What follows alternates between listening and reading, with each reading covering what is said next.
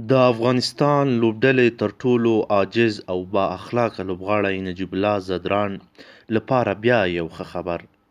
نجیب الله ځدراڼ سره په لوبډله کې ډېر زیاتی کیږي. هغه ډېره وړتیا لري، خو زموږ لوبغاړو او کوچ او سلیکشن له پامه غورځولی. په لوبه کې یې اخر راولي او کله وارې بیخي په لوبډله کې نه وي، خو دا ځل ورته نجیب الله ځدراڼ ته ډېر ښه خبر ده. د پښتون ون ټلویزیون ټولو قدرمنو لیدونکو السلام علیکم، وخت مو پخیر. ملګرو که چیرې مو تر اوسه زموږ چینل نه وي سبسکرایب کړی نو زموږ چینل سبسکرایب کړئ او خوا کې ورسره د بیل نشان وهئ ترڅو زموږ له هرې نوې ویډیو څخه خبر شئ. د پنجشنبې په ورځ د جون میاشتې په 20 نیټه د کاناډا لیګ بولۍ ترسره شوه. دا دویم کال دی چې د ګلوبل شلوریز په نوم کاناډا لیګ لپاره بولۍ ترسره کیږي، خو سږ کال ډېر قوي لوبغاړي پکې اخیستل شوي.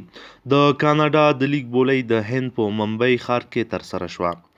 برینډن مکالم، کریس ګیل، شاهید افریدي، انډرو رسل، یوراج سنګ، کیرن پولارډ، جورج بیلی، کین ویلیمسن، فاف ډوپلیسي او کریس لین هغه نومونه دي چې بېلابېلې لوبډلې به یې د ځان سره ولوبوي.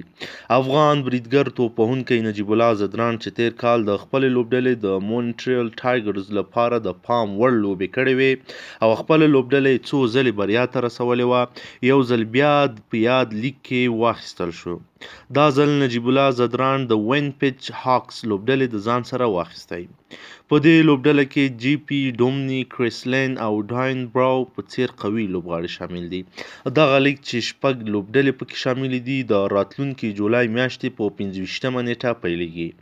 د کاناډا د لیګ لومړۍ لوبه به د دفاعي لوبډلې د وانکوور نایټس او ټورنټو نیشنلز لوبډله ترمنځ پیل شي. وانکوور نایټس، ټورنټو نیشنلز، مونټریل ټایګرز، ایډمنټن رویالز، وین پچ هاکس او برامپټن والز هغه لوبډلې دي چې په دې لیګ کې شتون لري. دا لیګ چې د کرکټ د نړۍ ډېر مشهور کرکټران به پکې لوبې وکړي، بې له نجیب الله ځدراڼ څخه بل کوم افغان لوبغاړی نه دی ورته اخیستل شوی. ملګرو زموږ ویډیو حتما لایک کړئ او د ویډیو په هکله نظر مو ضروري ده.